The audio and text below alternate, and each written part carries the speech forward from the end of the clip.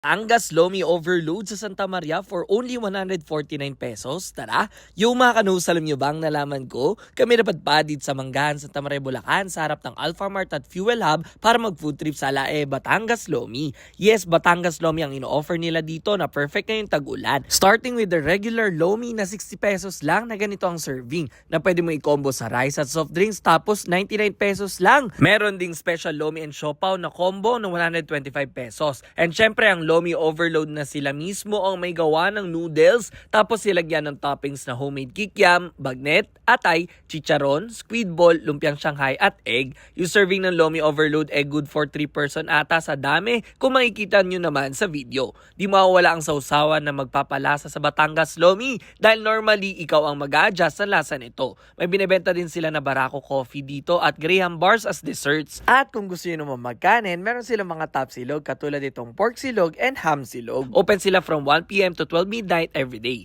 O ano pa hinihintay nyo? Tara na dito sa Alae, Batangas Lomi sa Santa Maria, Bulacan. Let's go!